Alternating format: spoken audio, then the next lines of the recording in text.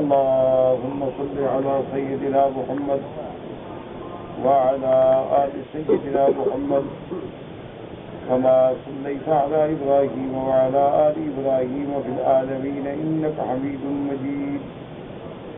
قال الله تبارك وتعالى في كلامه المجيد: أعوذ بالله من الشيطان الرجيم. بسم الله الرحمن الرحيم. وعلى الذين هادوا حرمنا ما قصصنا عليك من قبل وما ظلمناهم ولكن كانوا أنفسهم يظلمون. ثم إن ربك للذين عملوا السوء بجهالة ثم تابوا من بعد ذلك وأصلحوا إن ربك من بعدها لغفور رحيم. قال المؤلف والمفسر رحمه الله تعالى: أدام النفع بعلومه وعلومكم في الدارين آمين. إلى أن قال: لما ذكر تعالى أنه إنما حرم علينا الميتة والدم ولحم الخنزير وما أهل لغير الله به وإنما أرخص فيه عند الضرورة وفي ذلك توسعة لهذه الأمة التي يريد الله بها اليسرى ولا يريد بها الأسرى. اب مفسر رحمۃ اللہ علیہ فرماتے ہیں کہ اللہ تبارک و تعالیٰ نے سابقہ آیات مبارکہ میں ذکر فرمایا کہ یہ چیزیں ہم نے حرام کی ہیں. ان میں پہلی چیز جو ہے میتہ، یعنی جو جانور خود بخود مر جائے. اسی طرح وہ دم اور خون جو جانور کے ذبح کے وقت نکلتا ہے. اسی طرح خنزیر اور اس کے تمام چیزیں. وما أهل لغير الله به، اور یہ اللہ کے سوا کسی غیر کے نام سے ذبح کیا جائے یا پکارا جائے، یہ چیزیں اللہ نے حرام. لیکن اللہ تبارک و تعالیٰ نے حضور صلی اللہ علیہ وسلم کی امت پہ ایک رحمت فرمائی کہ اگر حالات اضطرار کا معنی یہ ہوتا ہے کہ جب آدمی کی زندگی جان خطرے میں پڑ جائے کہ بھائی میں مر جاؤں، اور دوسرا اس کے استعمال سے جان کے بچ جانے پر بھی 100% قابل یقین ہو. ایک ہوتا ہے نا کہ ہاں یہ دوا ہے شاید آپ بچ جائیں، تو یہ کام نہیں. اسی طرح شاید آپ مر جائیں لیکن بچ بھی سکتے ہیں. یہ اضطرار کا معنی ہی کہ ایسی حالت اضطرار. اسی لیے بہت سارے لوگ ہیں نا، اللہ معاف فرمائے، اللہ آپ کو بھی مجھے بھی اور ہمارے خاندانوں اور ہر مسلمان کی اولادوں پہ رحم کرے. آج نوجوان نسل جو ہے نا وہ بہت بگڑ گئی. تو بہت سارے لوگ اپنے آپ کو تو نہیں بدلتے لیکن اللہ کے قرآن کو اپنے منشے کے مطابق بدل دیتے. جیسے کہ کسی نے کہا تھا کہ خود تو بدلتے نہیں، قرآن کو بدل دیتے. چاہیے تو یہ تھا کہ ہم بدل جائیں جیسے قرآن حکم دے، لیکن وہ کہتے نہیں قرآن کو بدل دو جیسے ہم چاہتے ہیں. تو لہذا ان لوگوں نے بھی ایک عجیب سے قرآن پاک میں شبہات پیدا کیے ہیں. انہوں نے کہا دیکھو جی قرآن کہتا ہے کہ حالت اضطرار میں مردار گوشت کھانا بھی جائز، حالت اضطرار میں لحم الخنزیر کھانا بھی جائز، حالت اضطرار میں ما أهل لغیر اللہ به بھی جائز. تو اگر یہ حالت اضطرار میں اتنی بڑی چیزیں حرام حلال ہو سکتا ہے، تو ہم جب یورپ میں ہوتے ہیں یا باہر کے ملکوں میں ہوتے ہیں وہاں لڑکیاں اتنی ہیں اور آزادی اور فحاشی اور عریانی اور بے حیائی اس قدر زیادہ ہے کہ ہم مضطر ہو جاتے ہیں زنا کرنے میں، مجبور ہیں، لہذا معاف ہے. یہ ایسی چیزیں لوگوں کے دماغ میں وہ ڈالتے ہیں کہ بھئی حالت اضطرار میں تو بابا دیکھو حرام بھی حلال ہو جاتا ہے. ٹھیک ہے زنا حرام ہے، ہم بھی مانتے ہیں کہ حرام ہے. شراب پینا حرام، ہم بھی مانتے ہیں کہ یہ سارے محرمات ہیں، حرام ہیں. لیکن کیا کریں، اضطرار ہے.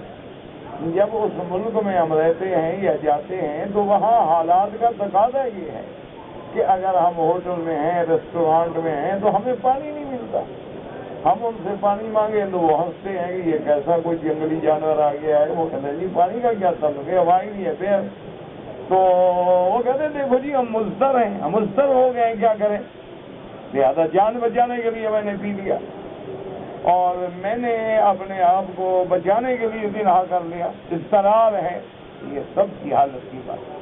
پہلی چیز تو یہ ہے کہ اللہ نے ہمیں حکم دیا ہے کافر ملکوں میں جاؤ ہی نہیں، تو کیوں گئے ہو؟ اللہ نے ہمیں حکم دیا ہے کہ تم کافر ملکوں میں مت جاؤ۔ حضور صلی اللہ علیہ وسلم نے فرمایا ہے کہ اپنے آپ کو کافروں کے اندر مت رکھو، تم مسلمان ملکوں میں رہو جہاں تمہارا اسلام محفوظ رہے، ورنہ ہجرت کا کیا مطلب تھا آخر؟ ہجرت کیوں کی گئی؟ اسی لیے تو کی گئی ہے کہ جب آدمی کا دین محفوظ نہ رہے، عقیدہ محفوظ نہ رہے، چھوڑ دو۔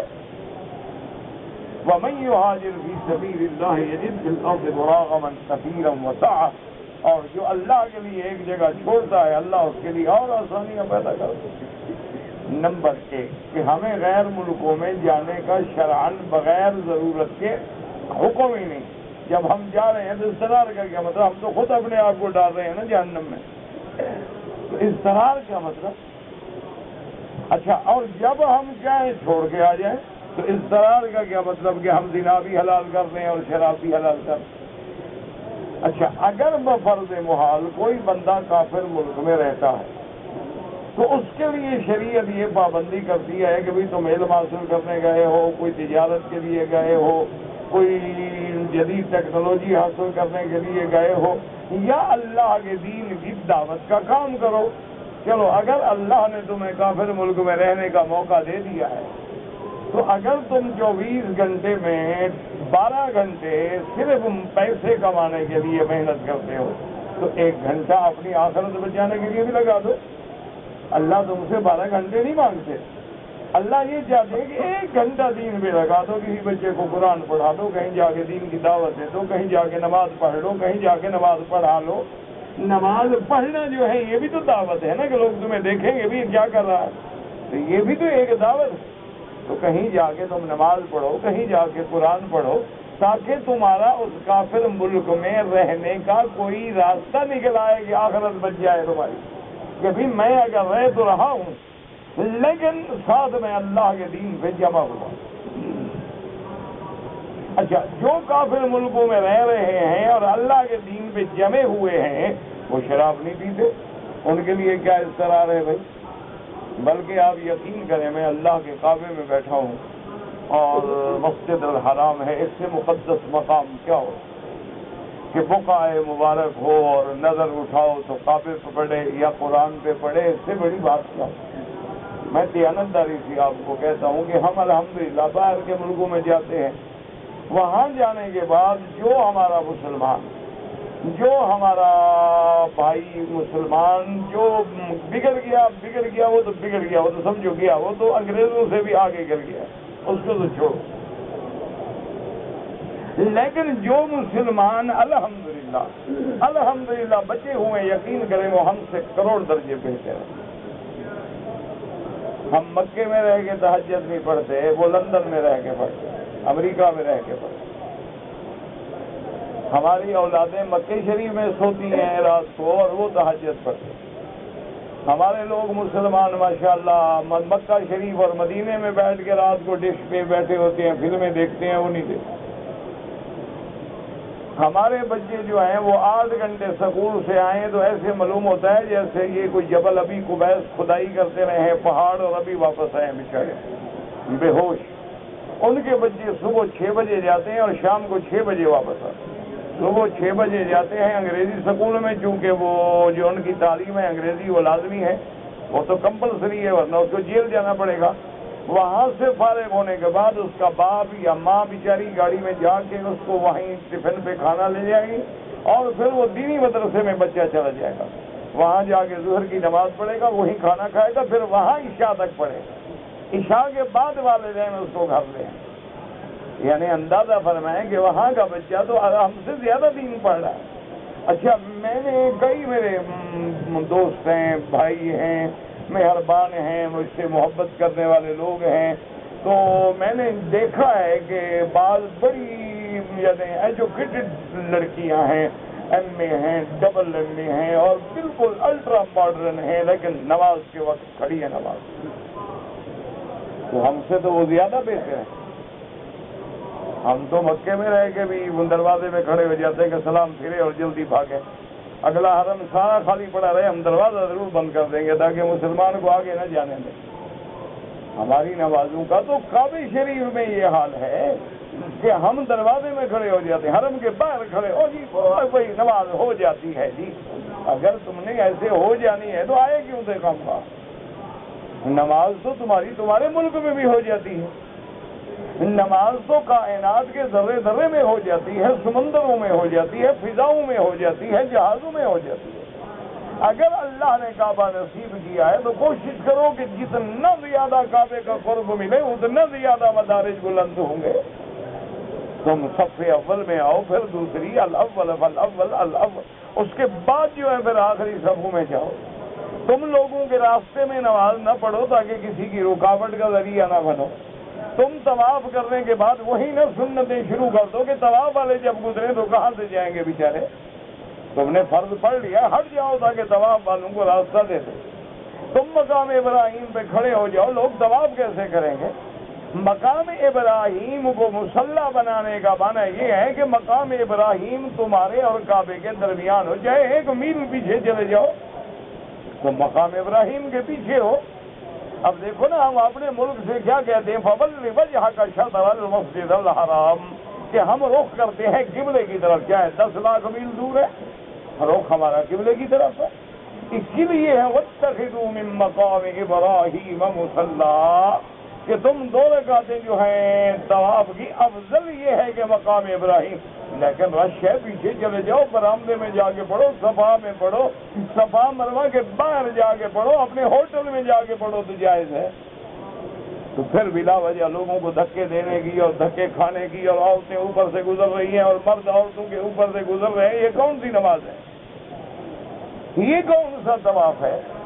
حجر اسود کو ہاتھ لگانا سنت ہے، اور غیر محرم کے بدن سے ہاتھ لگے تو حرام ہے. ایسی سنت کا کیا فائدہ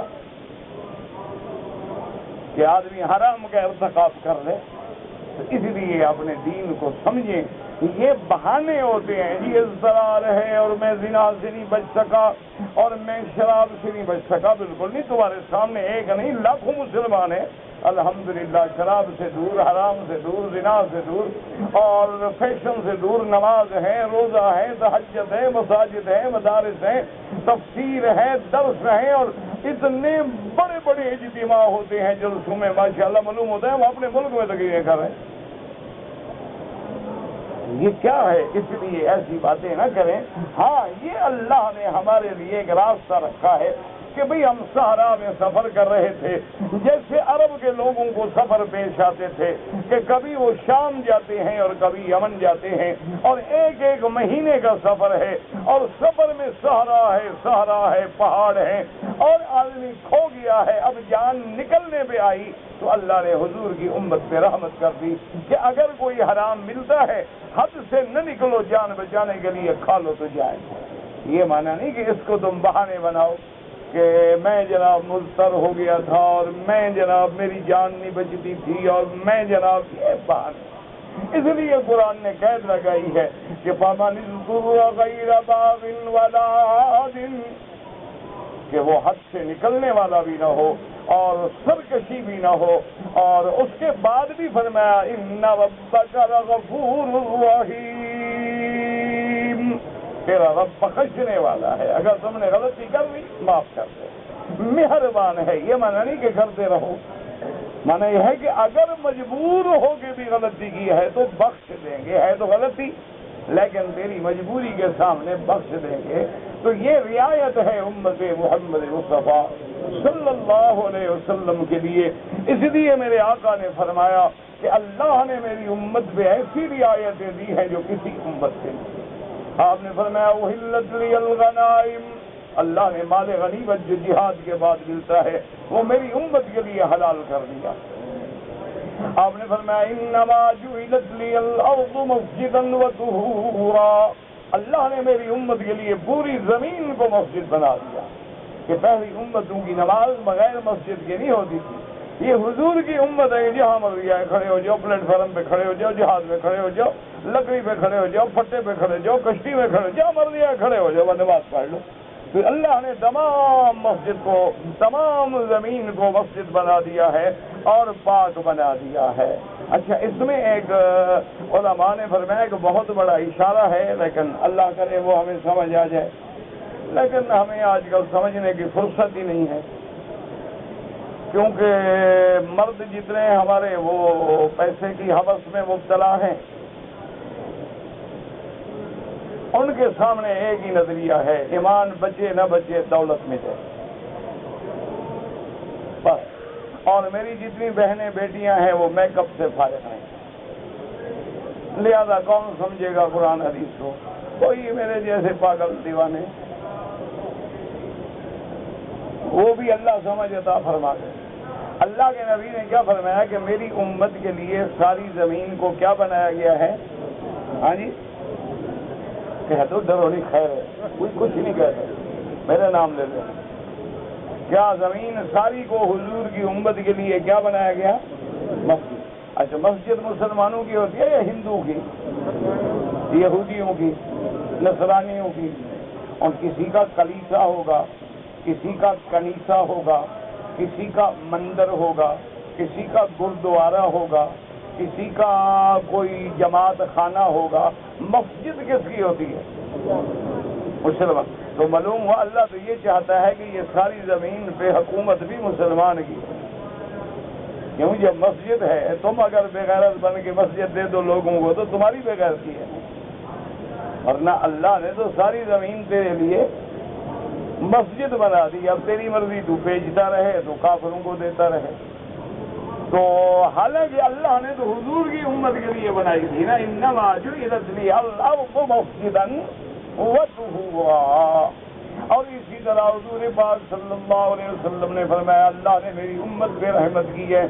پہلی امتیں جب خیرات کرتی، صدقات کرتی تھی تو پہاڑوں پہ رکھ دیتی، آگ آتی تھی، تأکلہ النار، آگ آ کے کھا جاتی تھی، یہ دلیل تھی کہ اس کی خیرات منظور ہو گئی۔ اور اگر آگ نہ کھائے تو دلالت تھی کہ تمہاری خیرات منظور نہیں ہے، اللہ نے مردود کر دی۔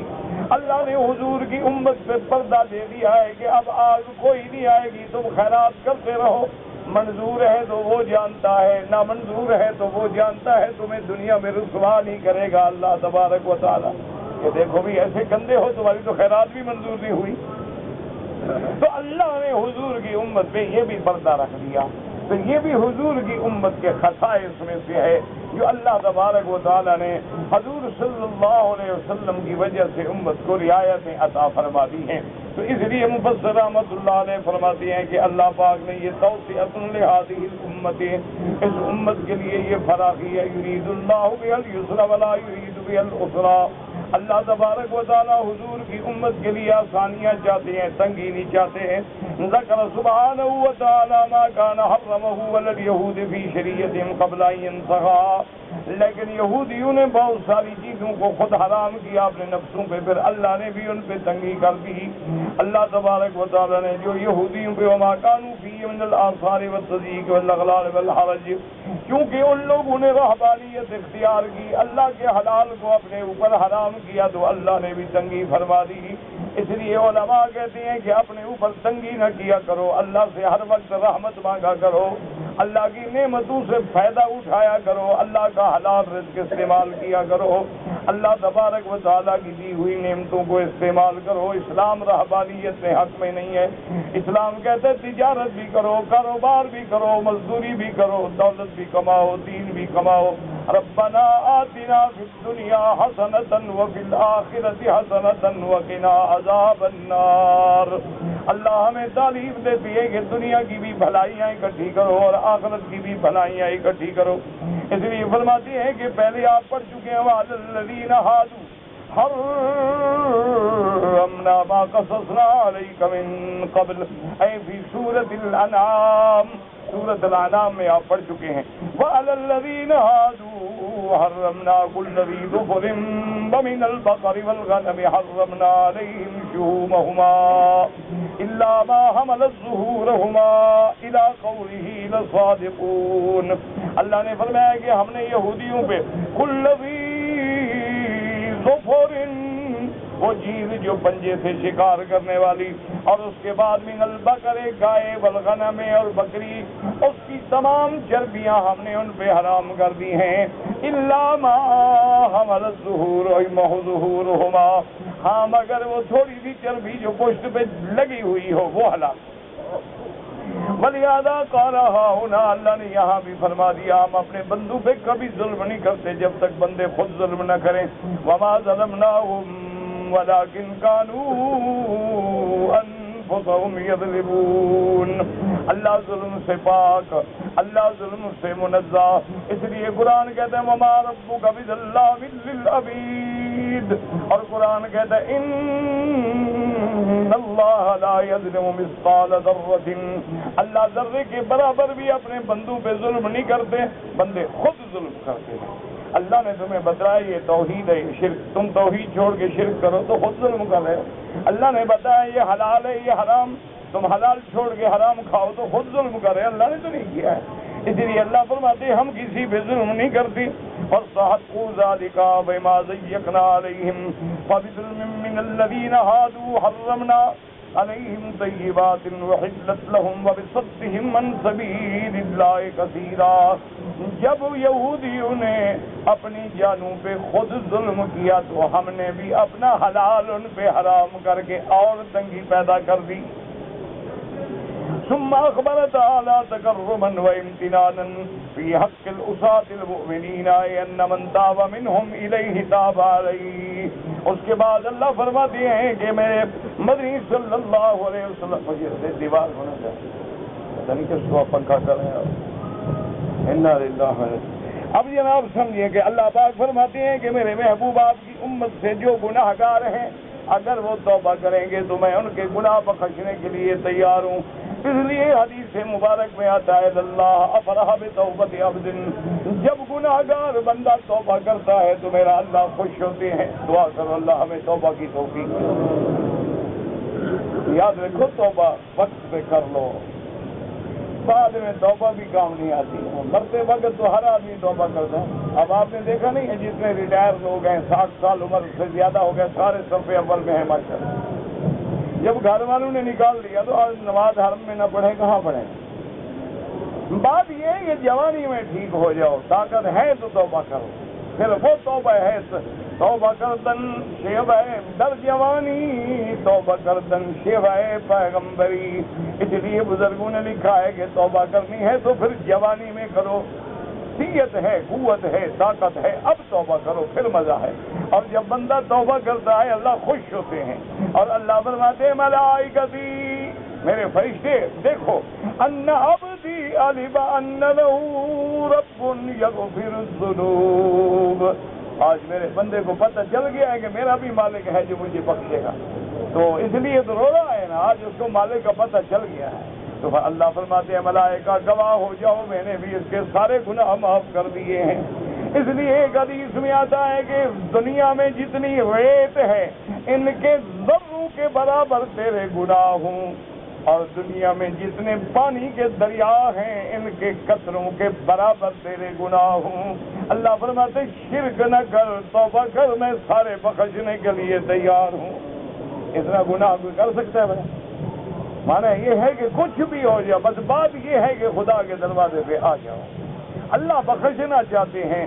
رحمتی حق بہا نمی جویت، بہا نمی جویت، اللہ کی رحمت تو بہانا چاہتی ہے. آ جاؤ کسی طرح، عمرے کے بہانے پہ آ جاؤ، طواف کے بہانے پہ آ جاؤ، مدینہ منورہ کی حاضری کے بہانے پہ آ جاؤ، حج کرنے کے بہانے پہ آ جاؤ، روزہ رکھنے کے بہانے پہ آ جاؤ، نماز پڑھنے کے کوئی بہانہ بناؤ تو صحیح، آؤ تو صحیح نا میرے دروازے، آؤ تو بخشنے کے لیے میں تیار.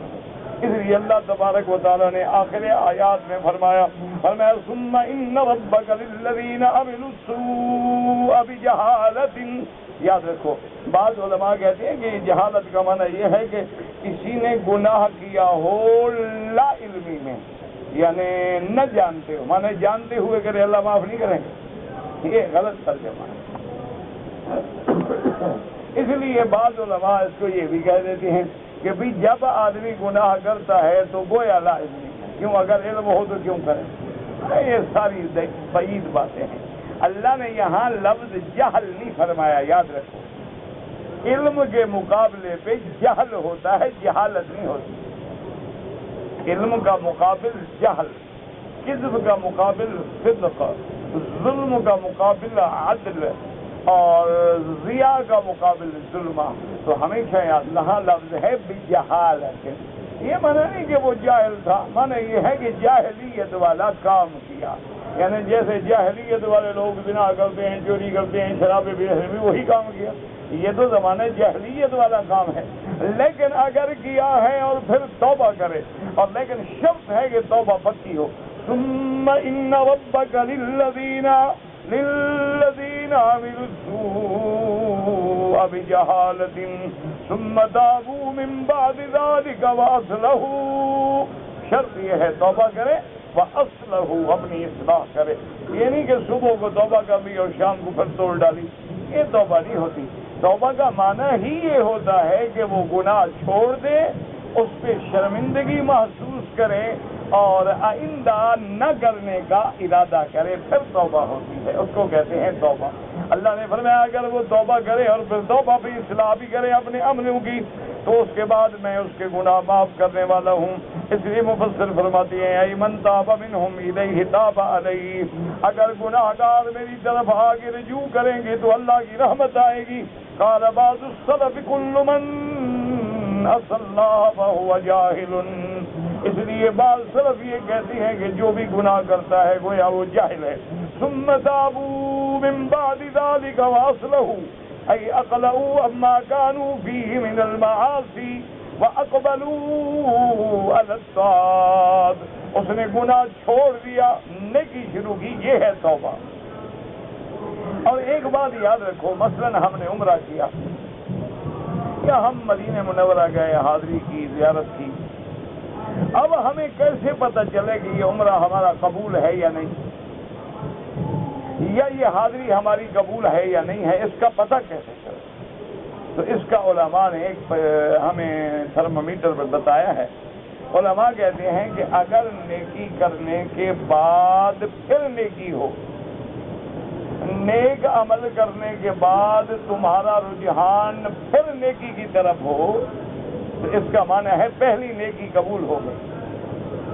اور اگر نیک عمل کرنے کے بعد تم گناہوں میں پڑ گئے تو مانا وہ پہلی نیکی قبول نہیں ہوگی۔ بس ایک آسان سا عمل ہے کہ بھئی تم عمرہ کر کے جا رہے ہو، اس کے بعد کیا کر رہے ہو؟ اگر تو تمہارے اس کے بعد اعمال ٹھیک ہو گئے اور تمہاری توجہ نیکی کی طرف آ گئی، گناہ تم نے چھوڑ دیا، اچھا کام تم نے شروع کر دیا ہے، تو یہ کیا ہوگا؟ اس کو کہتے ہیں کہ وہ پہلا عمل قبول ہو گیا۔ اگر پہلی نیکی کرنے کے بعد الٹا نعوذ باللہ تم گناہوں میں پڑ گئے تو مانا یہ ہے وہ پہلی نیکی بھی مردود ہو گئی۔ اسی لیے حضرت مالک ابن دینار جو اللہ کے بہت بڑے اولیاء اللہ میں سے گزرے ہیں اور بہت بڑے عالم ولی اللہ گزرے، اللہ ان کی قبر پہ کروڑوں رحمتیں فرمائے، تو وہ بیٹھے بیٹھے کبھی خوش ہوتے تو اپنے شاگردوں سے کہتے کہ بابا ہم تو جب دعا مانگتے ہیں نا اللہ سے، اور جو میری دعائیں منظور ہو جاتی ہیں وہ مجھے پتہ چل جاتا ہے، اور جو میری دعائیں منظور نہیں ہوتی ہیں اس کا بھی پتہ چل جاتا ہے۔ تو شاگرد حیران ہو گئے، انہوں نے کہا حضرت یہ کیسے پتہ چلتا ہے کہ دعا منظور ہو گئی یا نہیں ہو گئی؟ یہ تو اللہ جانتے ہیں، اللہ کے سوا کسی کو پتہ نہیں۔ تو حضرت مالک ابن دینار مسکرائے، فرمایا میرا بھائی جب دعا مانگنے میں دل لگ رہا ہو اور اندر سے خوف اور خشیت اور دل اور زبان موافقت کر رہی ہو اور دعا مانگنے میں لذت آ رہی ہو اور دل کرے کہ اور مانگو اور آنسو بہ رہے ہوں، میں سمجھتا ہوں آج مولا راضی ہو گیا، آج اس نے مجھے مانگنے کا صحیح طریقہ بتلا دیا۔ جیسے آدم علیہ السلام بھی تو مانگتے رہے، قبول نہیں ہوئی۔ فَتَلَقَّى آدَمُ مِن رَّبِّهِ بِكَلِمَاتٍ، اللہ نے فرمایا جبریل اب جا کے آدم کو بتا دو پاپا اس دعا کے ساتھ تم دعا کرو اب ہم راضی ہونے کے لیے تیار ہو. جب مالک راضی ہوتا ہے نا درخواست بھی خود لکھوا دیتے ہیں کہ بابا ایسی درخواست لکھو بس ہم ٹھیک ہے چھوڑ دیں گے تمہیں. تو ربنا ظلمنا انفسنا ان لم تغفر لنا وترحمنا لنکونن من الخاسرین. تو اللہ نے جب یہ کلمات سکھلائے ایمان سے کہے جب یونس مچھلی کے پیٹ میں تھے تو یہ کلمہ آیت کریمہ کس نے سکھلایا تھا؟ لا الہ الا انت سبحانک انی کنت من الظالمین فاستجبنا له ونجیناہ من الغم وکذالک ننجی المؤمنین. تو اس لیے ہمیشہ یاد رکھو ایک تو دعا مانگی کرو علیحدگی میں جب تمہیں کوئی دیکھنے والا نہ ہو. تو صاحب آپ بیٹھے ہو نا یہ جو ہم رواج ہے نا انشاءاللہ فائدہ تو اس کا بھی ہوگا کہ جی حضرت دعا کریں اور حضرت دعا کریں. بہت سارے لوگ آتے ہیں نا جی حضرت آپ میرے لیے بڑی خاص دعا کریں گے. آپ بھائی میں نوکر ہوں تمہارا ملازم ہوں تمہارا. بھائی ایک ہے عام دعا اللہم اغفر لجمیع المسلمین والمسلمات والمؤمنین روز کرتے ہیں ہم. ربنا اغفر لی ولوالدی وللمؤمنین یوم یقوم الحساب. اللہ سب مومنوں پہ رحم کر روز کرتے ہیں. ربنا اغفر لنا ولاخواننا الذین سبقونا بالایمان. یاد رکھو یہ کہنا جو ہوتا ہے نا یہ دعا یعنی مسئلہ بھی مولوی بتلائے تقریر بھی مولوی کرے دعا بھی مولوی کرے. تم کیا کرو گے بھائی؟ تم اپنی تو ڈپٹی بتاؤ نا مجھے. جنازہ بھی مولوی پڑھائے نکاح بھی مولوی پڑھائے بچہ پیدا ہو تو کان میں اذان بھی مولوی دے صبح مسجد میں اذان بھی مولوی دے تراویح بھی مولوی پڑھائے اور حضرت مجھے دعاؤں میں یاد رکھنا ہے. تم کیا کرو گے حضرت؟ تم اپنا بھی تو کچھ بتاؤ. اگلے دن ایک میرے دوست آئے بڑا بے دوست ہے میرا. حضرت آپ ہمارے جنوب افریقہ نہیں آتے؟ میں نے کہا جی آپ میرے کو پیر ہیں میں آپ کی زیارت کے لیے نہیں آتا. آپ میرے استاد ہیں میں آپ سے پڑھنے نہیں آتا. یا تمہارا ملک کعبہ شریف سے افضل ہے میں حاضری کے لیے نہیں آتا. تیسری بات ہے مولوی آتا ہے چندے کے لیے وہ میں کرتا نہیں پھر آنے کا فائدہ. او جی آپ ناراض ہیں کہ ہر دفعہ جو کہتے تھے جی آپ نہیں آتے آپ نہیں آتے. بھائی میں کیوں آؤں؟ پاگل ہو گیا مجھے کالے کتے نے کاٹا ہے. کوئی آدمی محبت میں بلاتا ہے کوئی دوست ہے کوئی پروگرام ہے کوئی تقریب ہے چلو آدمی حرم چھوڑ کے بھی چلا جاتا ہے بھی جو اللہ کے دین کی بات کا. لیکن یہ کیا بات ہے کہ جی آپ نہیں آتے جی آپ نہیں آتے. اچھا جی حضرت مولانا میرے لیے خاص دعا کرنی ہے. اچھا جی کیوں؟ وجہ میں ملازم ہوں آپ کا. یہ سب جھوٹی باتیں ہیں. کوئی نہیں دعا کرتا کسی. اگر دعا کرنی ہے دعا کی نہیں جاتی دعا لی جاتی ہے. کوئی ایسا کام کرو کہ اس بزرگ کے دل سے تیرے لیے دعا خود بخود نکل جائے. اور اگر برباد ہونا ہو تو کوئی ایسا اس کو پتھر مارو کہ رات دن تجھے بد دعا کرے. دعا گرائی نہیں جاتی دعا نکلتی ہے اندر سے اور وہ اللہ کے ہاں پہنچتی ہے. اس لیے ہمیشہ یاد رکھیں کہ جب دعا مانگو تنہائی میں علیحدگی میں کوئی دیکھنے والا نہ ہو بس وہی دیکھنے والا. اور دعا سے پہلے حضور پاک پہ درود شریف پڑھو. درود شریف پڑھنے کے بعد اللہ کی حمد و ثنا کرو. اگر نہ آئے سورۃ فاتحہ پڑھ لو. الحمدللہ رب العالمین الرحمن الرحیم والی سب کچھ آ گیا. یہ پڑھنے کے بعد پھر دل سے دل زبان توجہ کامل اللہ کی طرف. اب دیکھو نا جی یہ ایک پیالی ہے مثال سمجھو ایک پیالی ہے اس میں نے چائے ڈالنی ہے. اچھا اگر توجہ نہ ہو تو اس پیالی میں چائے بھی نہیں ڈال سکتا. جب توجہ نہ ہو تو اللہ سے دعا ویسے مل جائے گی.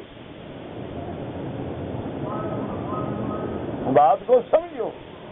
اب آپ دیکھیں نا جی آپ اس کو یوں سمجھیں آپ ٹیلی فون ملاتے ہیں نمبر پنچ کر رہے ہیں ہلو کیا ہوا جی لائن نہیں ملی. وہاں بھی جب تک لائن نہ جڑے دعائیں نہیں قبول ہوتی. سمجھ آ رہی ہے میری بات کی نہیں سمجھ آ رہی؟ آپ نمبر ملا رہے ہیں نا، وہ کیا ہے جی، وہ جی لین بزی ہے، وہ جی سرکٹ بزی ہے، وہ جی سرکٹ آؤٹ ہو گیا ہے جی، وہ جی وہ لگ نہیں رہے، وہ جی یہاں سے تو مل رہی ہے لیکن آگے نہیں مل رہی، او اب اگلا ملک تو مل گیا ہے لیکن جی آگے وہ شہر نہیں ملا، او اب شہر تو مل گیا لیکن جی اگلا ٹیلی فون خراب ہے۔ تو مانا یہ ہے بات نہیں ہوگی۔ اسی طرح جب تک تیری دل کی ڈوری وہاں نہ ملے، امن یجیب المضطر اذا دعاہ ویکشف السوء، اسی لیے حکم ہے کہ اتق عن دعوت المظلوم لیس بینہ وبین اللہ حجاب، کسی غریب اور مظلوم کی بد دعا سے بچنا کہ جب وہ بد دعا کرتا ہے تو عرش اور اس کے درمیان میں سب پردے اٹھ جاتے ہیں اور بیک ڈائلنگ ہو جاتی ہے اور تم برباد ہو جاؤ۔ اس لیے دعا مانگنے کے طریقے ہیں، دعا مانگنے کے سلیقے ہیں، اور دعا مانگو تضرعا و خفیۃ۔ یہ دعا نہیں ہے، آپ نے دیکھا نا بڑے بڑے لوگ آتے ہیں ہاتھ اٹھائے ہوئے گردنیں اکڑائی ہوئی ہیں فوٹو بنوا رہے ہیں، یہ کون سی دعا ہے کعبے میں؟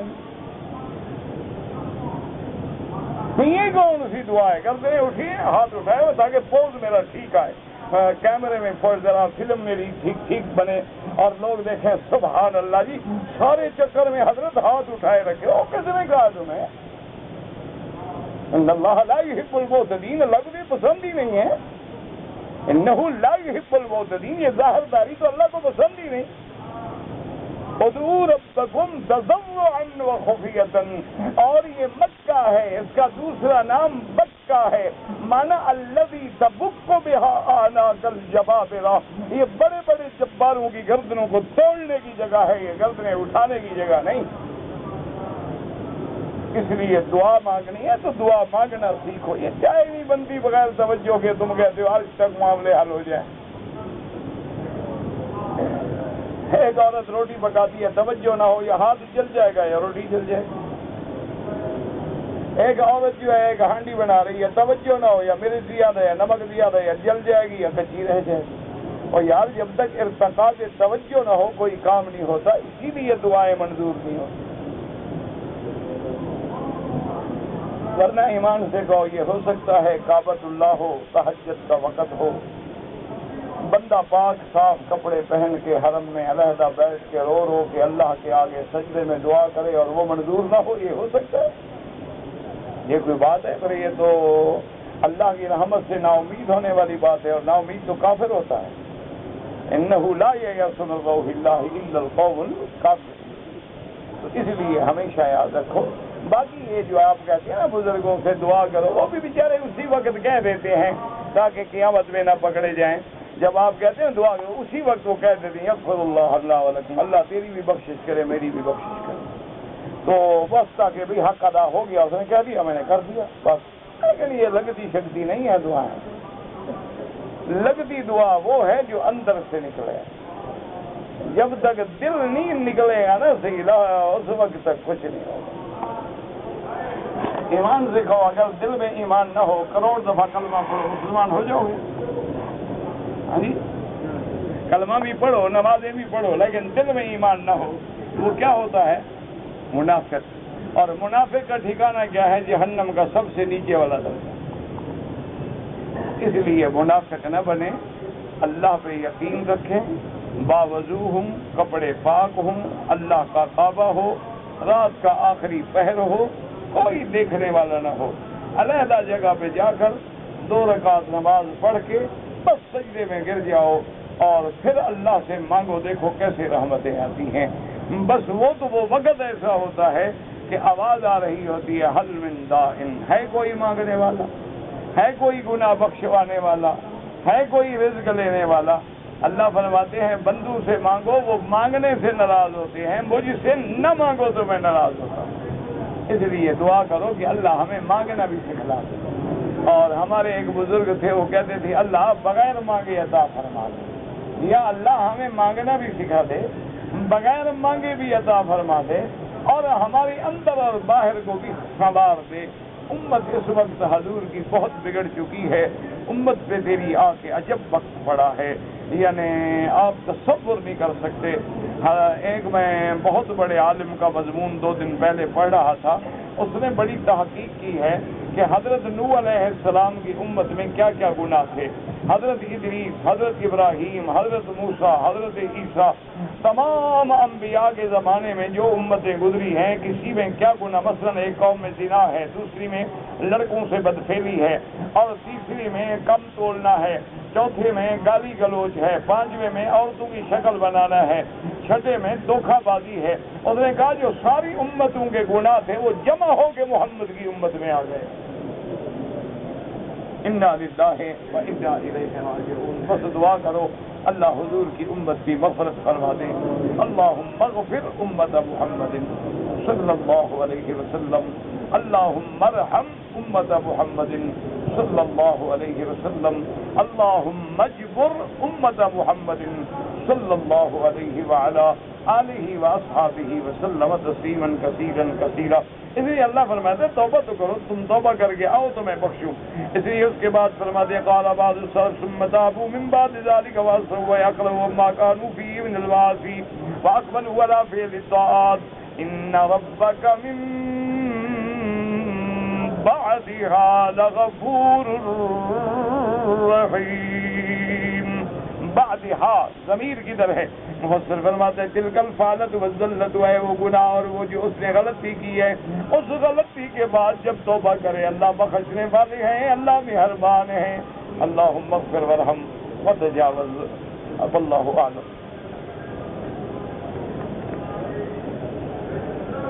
کہتے جی کہ میری شادی ہو گئی ہے کافی عرصے سے، اور ہم نے میڈیکل چیک اپ بھی کرایا ہے، میاں بیوی دونوں ٹھیک ہیں، لیکن پھر اولاد نہیں ہو رہی. تو مایوس نہ ہوں اللہ کی رحمت سے. اولاد کے لیے سب سے افضل عمل یہ ہے کہ میاں بیوی دونوں چلتے پھرتے دن میں رات میں وضو بے وضو ہر حال میں استغفار پڑھو.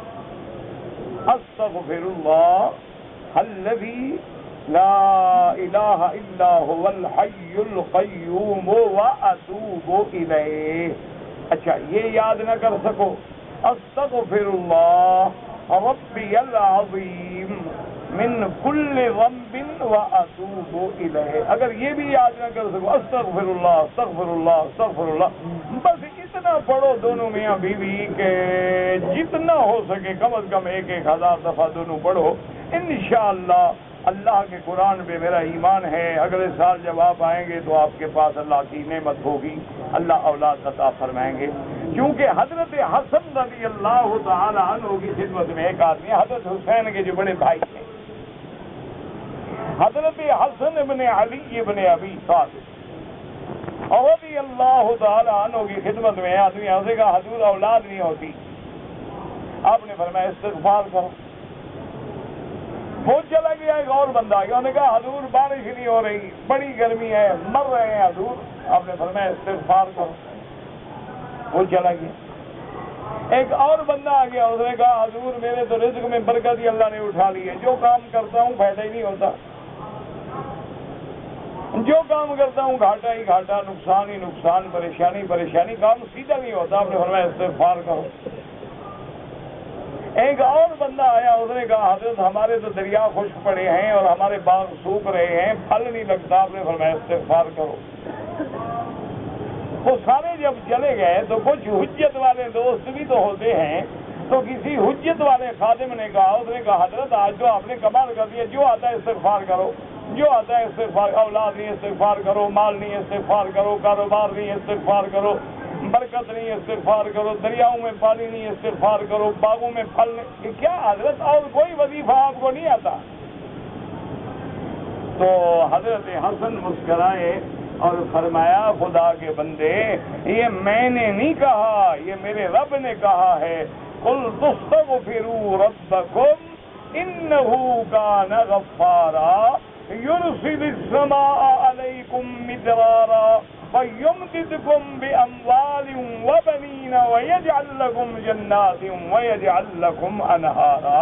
یہ تو اللہ نے کہا استغفار کرو، اللہ تیرے گناہ معاف کرے گا، آسمانوں سے پانی برسائے گا، تمہارے مال میں برکت دے گا، اولادوں میں برکت دے گا، تمہارے باغوں میں برکت دے گا، تمہارے رزق میں برکت دے گا. تو اللہ نے کہا ہے، میں نے تھوڑا کہا.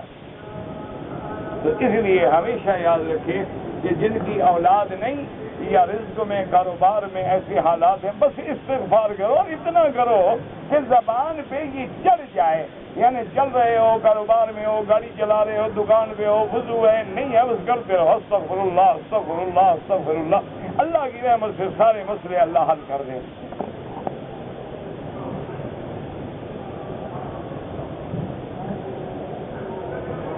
کہتے جی کہ مکہ مکرمہ اور مدینہ منورہ کے درمیان میں جو ٹیکسی ڈرائیور ہیں اور وہ روزانہ آتے جاتے، ان کے لیے احرام ضروری نہیں ہوتا، کیونکہ اللہ نے ان کا کام ایسا کر دیا ہے کہ وہ روزانہ احرام کراس کرتے ہیں میقات، تو ایسے لوگوں کے لیے تمام ائمہ کے نزدیک احرام کے بغیر گزرنا جائز۔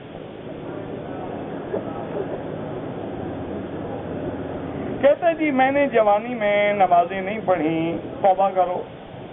سب سے پہلی بات یہ ہے کہ تم نے جتنی نمازیں نہیں پڑھی وہ توبہ کرو۔ توبہ کرنے سے یہ حقوق اللہ ہیں، اللہ کا حق ہے، اللہ معاف کر دیتے ہیں۔ امام ابو حنیفہ رحمۃ اللہ علیہ فرماتے ہیں کہ چونکہ نماز بڑی اہم عبادات میں ہے، توبہ بھی کرو، اور اللہ نے جب تک صحت دی ہے، تندرستی دی ہے، نفل کے بجائے قضا نمازیں پڑھتے رہو تاکہ تمہاری نمازیں ادا ہو جائیں۔ جیسے کہ حضور کی نماز قضا ہوئی تو حضور نے باقاعدہ قضا پڑھی، لیکن صحابہ کو کہتے توبہ کر لو بس، تو قضا بھی پڑھو اور توبہ بھی کرو۔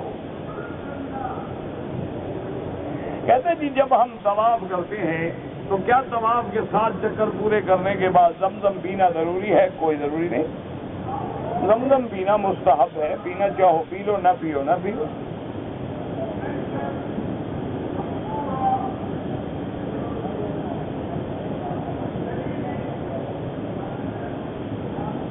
یہ آپ نے جو انگریزی میں لکھا ہے نا جی، پرفیوم الکوہلک، کوشش کریں کہ وہ پرفیوم نہ لگائیں جس میں الکوہل ہو۔ وہ بعض علماء نے، متاخرین نے فتویٰ دیا ہے کہ الکوہل نہیں رہتا بلکہ تبدیل ہو جاتا ہے، اور بعض کہتے ہیں کہ وہ اسپرے کرنے سے اڑ جاتا ہے، باقی نہیں رہتا۔ تو لیکن بہتر یہی ہے کہ جس چیز میں شبہ ہو جائے بچو، اور آج کل ہر پرفیوم جو ہے فری الکوہل بھی ملتے ہیں، آپ وہ لے لیں، کیا ضرورت ہے ہم کا شک میں پڑنے کی؟ تمہیں پرفیوم لگانے کا شوق ہے نا، تو فری الکوہل موجود ہے وہ لگاؤ۔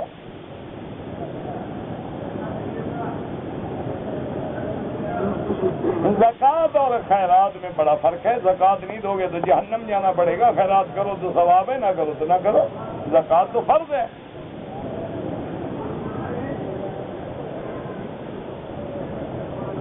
کہتے جی کہ جو خون نکلتا ہے جانور کے ذبح کرنے سے وہ حرام ہے، بالکل حرام ہے، لیکن ہم نے جب گھر ذبح کیا تھا تو وہ خون ڈالا تھا بنیاد میں، کوئی ٹکر گیا ہوگا نا پیر تمہیں خون والا، کوئی پیر ہوتے ہیں نا عرس والے، کوئی چوری والے، کو خون والے، تو آپ پیر صاحب سے کہتے کہ آپ ہی دیوار کے نیچے دفن ہو جائیں تاکہ ہمارے گھر میں برکت رہے گی۔ خون سے کیا برکت ہوگی جو حرام ہے؟ بہرحال وہ بدعت ہے لیکن خون حرام ہے۔ کہتے جی کہ 4 امام ہیں فقہ کے، ہم جس امام کی چاہے تقلید کریں، اگر آپ کو اللہ نے اتنا علم دیا ہے کہ 4 ائمہ کے دلائل آپ کے سامنے ہیں، اور 4 ائمہ کے دلائل میں آپ فرق بھی کر سکتے ہیں کہ یہ قوی ہے یہ کمزور ہے، پھر ٹھیک ہے جو مرضی ہے کرو۔ اگر آپ اتنے بڑے عالم ہیں ماشاءاللہ کہ 4 اماموں کا فقہ آپ کے دماغ میں ہے تو سبحان اللہ، پھر آپ کو کسی امام کی کیا ضرورت ہے؟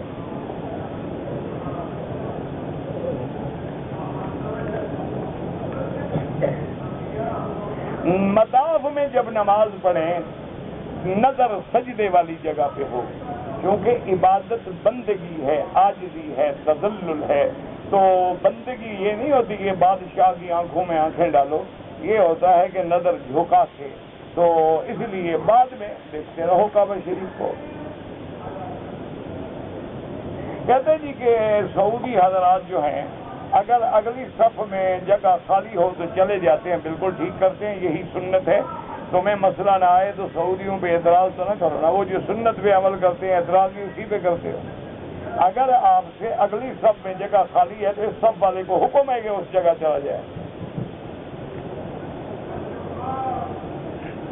کہتے جی کہ جہری نمازوں میں جب امام سورت فاتحہ پڑھتے ہیں، جہری ہو یا سری، امام ابو حنیفہ کے نزدیک مقتدی فاتحہ نہ پڑھیں، امام شافعی کے نزدیک جہری ہو چاہے سری ہو فاتحہ پڑھے۔ کہتے ہیں جی کہ یہاں اردو کے ترجمے والے قرآن شریف تھوڑے ہیں اور زیادہ کیے جائیں، آپ یہ درخواست لکھ کے رابطہ عالم اسلامی کو بھیج دیں اور انشاءاللہ اپنی تجویز بھیجیں، اللہ کرے گا انشاءاللہ۔ ویسے وہ کوشش کرتے ہیں کہ جب عمرے والے آتے ہیں یا حاجی آتے ہیں ایئرپورٹ پہ ہر کسی کو ایک ایک نسخہ دے دیتے ہیں۔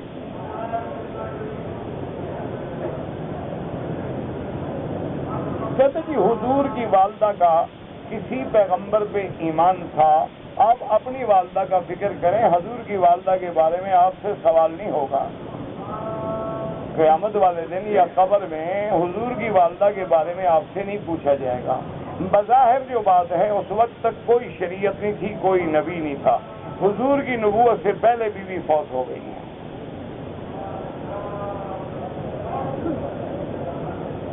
کہتے جی کہ حاجی صاحبان احرام باندھتے ہیں پھر تصویریں بنواتے ہیں، وہ کیا کریں بیچارے، کیونکہ پیچھے والے لوگ مانتے نہیں عمرے پہ گیا تھا نا، وہ غریب مجبور ہے بیچارہ، تو ان کو پتا ہے یار شیطان کا کیا کام بکے جانے کا، تو یہ غریب فوٹو لے جا رہے یار خدا کے لیے، دیکھو دیکھو دیکھو میں نے احرام باندھا ہوا، دیکھو کعبہ شریف کے ساتھ کھڑا ہو، شاید وہ مان لے، ورنہ وہ جانتے ہیں کہ وہاں انسان جاتے ہیں، اس کا کیا تعلق ہے وہاں جانے کا۔ اللہ کے بندے فوٹو کھنچوانے پہ اللہ کے نبی نے لعنت بھیجی اور تم احرام باندھ کے ملعون بنتے ہو۔ لعن اللہ المصور والمصور، حضور نے فرمایا تصویر کھینچنے والا کھنچوانے والا دونوں پہ اللہ کی لعنت۔ علماء کہتے ہیں کہ مجبوری ہے، جائز ہے، پاسپورٹ ہے وہی ہے، مجبوری ہے، ورنہ بالکل حرام، اور پھر خاص طور پہ احرام باندھ کے۔ انا للہ و انا الیہ راجعون۔ میری والدہ بیمار ہیں، اللہ سب بیماروں پہ رحم کرے۔ اللہ ضیاء الحق مرحوم نے کعبہ شریف میں امامت کی تھی، وہ یہاں امام لگے ہوئے تھے؟ ہاں جی نہیں، مجھے نہیں پتا کس لیے وہ یہاں کوئی کسی امام کا نام ضیاء الحق نہیں۔ اللہ کے بندے مجھے کیا پتا ہے، ویسی یہ کوئی بات نہیں، غلط بات ہے، یہ ہو سکتا ہے بعد میں آیا ہوں تو اپنے جو ساتھی ہوں ان کا امام بنے ہوں، اللہ عالم، اللہ جانتا ہے، اللہ ان کی قبر پہ رحمت کرے۔ فوت ہو گئے جو لوگ فوت ہو جائیں ان کے لیے اللہ سے رحمت مانگی کرو۔ باقی جہاں تک امامت حرم کا تعلق ہے تو کچھ سوال ہی پیدا نہیں ہوتا۔ ہاں یہ ہو سکتا ہے جیسے میں نماز میں لیٹ ہو جاؤں، میرے 4 ساتھی ہیں، ہم کھڑے ہو کے جماعت کر لیں۔ اوابین مغرب کے بعد نماز پڑھیں 2 رکعت کر کے۔ نماز جنازہ عورتیں پڑھ سکتی ہیں، اگر مسجد میں موجود ہیں تو پڑھیں، اپنے گھر سے جنازہ پڑھنے کے لیے نہ آئیں۔ کہتے جی آپ کا نام کیا ہے؟ میرے نام میں کیا رکھا ہے بھائی؟ کیا کرو گے؟ بے نام سا آدمی ہوں، کیا کرو گے نام؟ ویسے بہرحال آپ ناراض نہ ہوں، بڑا آسان نام ہے، مکے سے مکی، کتنا آسان ہے، اسی لیے جو غلط مسئلہ ہو کہتے ہیں مولوی مکی نے بتایا۔ نام آسان ہے نا، سارا میرے گلے میں فٹ کر دیتے۔ اچھا اور جناب ایک بڑا عجیب تماشا ہے، جو بندہ اس ملک سے باہر جائے نا جی، وہ اپنے نام کے آگے لکھ دیتا ہے مکی۔ یہ کون ہے جی؟ مکی۔ یہ کون ہے جی؟ مکی۔ یہ کون ہے جی؟ مکی۔ اچھا وہاں وہ جو جھوٹ بولے وہ میرے گلے، جو چندہ کرے وہ بھی میرے گلے۔ انا للہ و انا الیہ۔ میرے نام پہ کوئی چندہ کرے نا کبھی نہ دیا کرو۔ اگر تمہیں مجھ سے اتنی بڑی محبت عقیدت ہے، اس کو کہو فون ملاؤ میری بات کراؤ مکی صاحب سے، وہ کہیں گے میں دے دوں گا۔ یہ لوگ بڑے فنکار ہوتے ہیں۔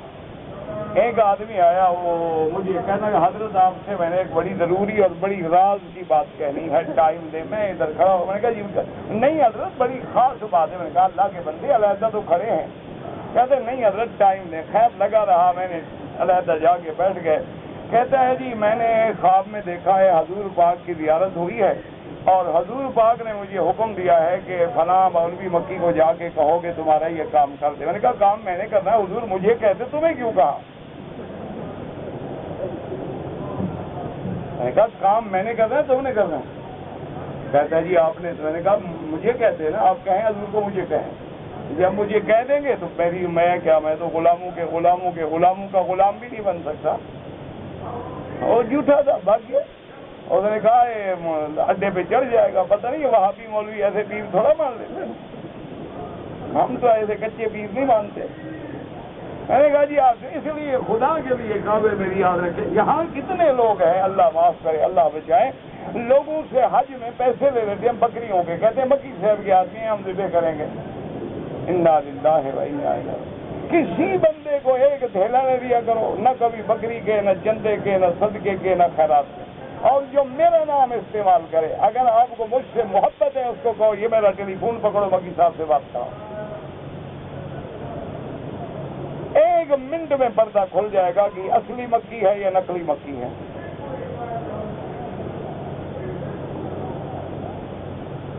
کہتے جی میں عمرہ کرنے آیا اور میں نے احرام کے نیچے انڈر ویئر پہنے رکھا. اگر سارے عمرے میں پہنے رکھا تو دم ادا کرو، اگر گھنٹے 2 گھنٹے کے بعد یاد آیا اتار دیا تو کوئی جرمانہ نہیں. اگر بی بی عائشہ کے عمرے سے مسجد سے احرام باندھ کے عمرہ کیا جائے ہو جاتا ہے، لیکن افضل یہ ہے کہ طواف کرو. کہتے ہیں جی کہ پاکستان میں جب آتے ہیں تو جو ہماری میقات ہے یلملم، وہ سمندر کے اندر ہے، حضور نے بنائی ہے. بسط رسول اللہ 5 مواقیت، حضور نے بتایا ہے کہ یلملم ہے، جوفہ ہے، بیر علی ہے، قرن المنازل ہے، یہ وادی محرم ہے. یہ 5 میقات میرے محبوب نے بتائی ہیں. کہتے جی ہمارے ملک میں کھاد یا دوائی جو ہے ادھار پہ فروخت کرتے ہیں وہ جائز ہے، لیکن کوشش کریں گے اس سے بھی بچیں.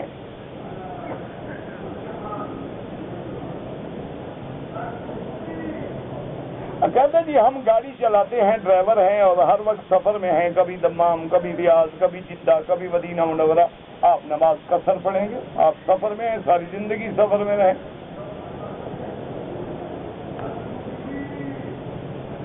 کہتے جی کہ خانہ کعبہ پر جب پہلی نظر پڑے، ہاں یہ کتابوں میں آتا ہے، لیکن جب آپ نے ملک سے آپ آتے ہیں اور پہلی نظر پڑتی ہے، ایسے تو روز آپ حرم میں آتے ہیں، پہلی نظر تو پھر روز پڑتی رہے گی. آنکھیں بند کر کے دیکھو تو پھر پہلی نظر ہو گئی، یہ معنی نہیں ہوتا. مسلمان آج کل شارٹ کٹ لینا چاہتا ہے نا. وہ کہتا ہے میں ساری زندگی جو گناہ کروں تو مولوی مجھے بخشوا دے، اگر نہ بخشوا سکے تو پھر مولوی کس کام کا. مولوی بھی سمجھدار ہیں، وہ کہتے ہیں بیٹا فکر نہ کرو، جب تم مرو گے ہم بھی اوپر قرآن پھیر دیں گے تمہارے انشاءاللہ. مولوی بڑی شے ہے بات. ساری زندگی اس نے قرآن پڑھا نہیں، مرتے وقت صدقہ ہو رہا ہے. انا للہ و انا الیہ راجعون. اور قبر پہ جو اذان پڑھتے ہیں وہ بھی بدعت ہے. جب مسجد میں اذان ہوتی تھی نماز پڑھنے آیا نہیں، حضرت کی قبر پہ اذان ہو رہی. زندگی میں نماز ہی پڑھی، اب مردہ کھڑے ہو کے نماز پڑھے. عقل کرو یار، خدا کا خوف کرو.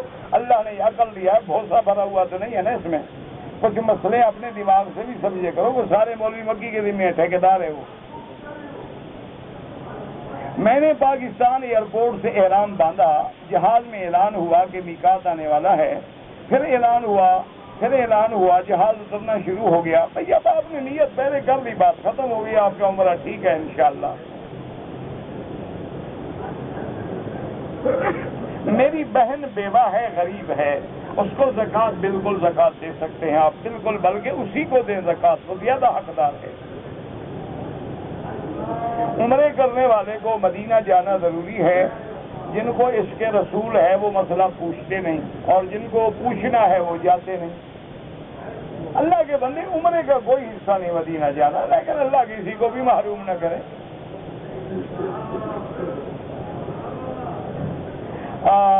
مرد کے لیے انگوٹھی پہننا جس میں عقیق ہو یا یاقوت ہو بالکل جائز نہیں، سنت ہے. جائز کا معنی تو ہوتا ہے کہ گزارا. یہ تو حضور پاک نے پہنی ہے.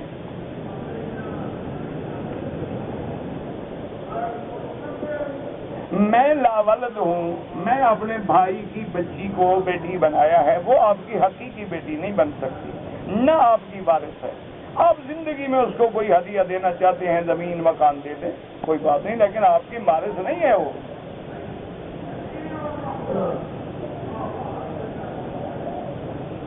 ایک بچہ ہے 6 سال کا، اس کو ہم نے عمرے کی نیت کروا دی اور تمام افعال بھی کروا دیے، لیکن بال نہیں کٹوائے۔ اب بال کٹوا لیں، دم تو نہیں پڑے گی، لیکن بال کاٹ دو اس کے۔ عورتیں حرم میں آ کر طواف کریں زیادہ افضل ہے یا گھر میں عبادت کریں؟ گھر میں عبادت کریں تو افضل ہے، لیکن عورتیں تم سے بازار جانے سے نہیں رکتی ہیں، حرم آنے سے رک جائیں گی۔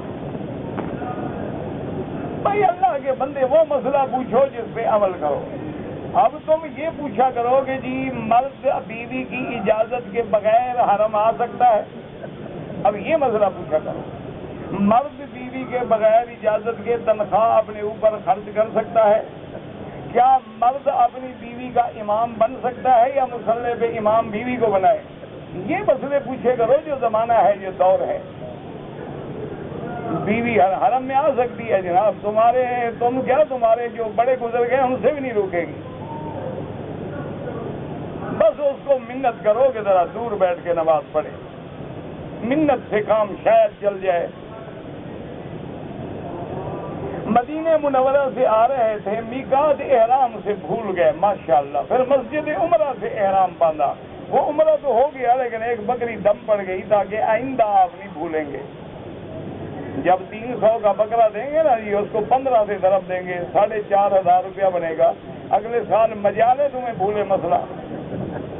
ربنا تقبل منا انک انت السمیع العلیم وتب علینا انک انت التواب الرحیم۔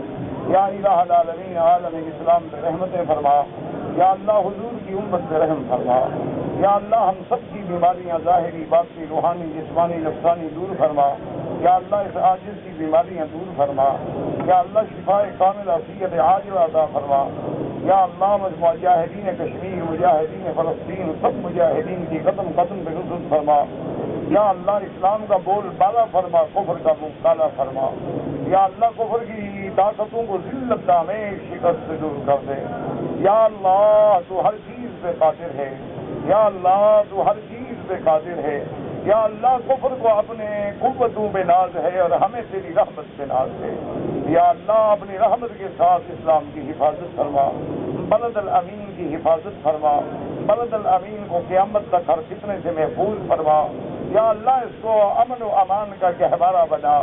ربنا تقبل منا انک انت السمیع العلیم۔ یا اللہ جن دوستوں نے دعا کے لیے کہا ہے یا لکھا ہے ان سب کی حاجتیں پوری فرما، تغفر امورنا وامور اولادنا واخواننا وامور من اوصانا واستوصانا وامور المسلمین، اللهم اشفنا واشف مرضانا ومرضى المسلمين، ربنا لا تزغ قلوبنا بعد إذ هديتنا وهب لنا من لدنك رحمة إنك أنت الوهاب، ربنا اغفر لنا ذنوبنا وكفر عنا سيئاتنا وتوفنا مع الأبرار، صلى الله تعالى على خير خلقه سيدنا محمد وآله وصحبه أجمعين۔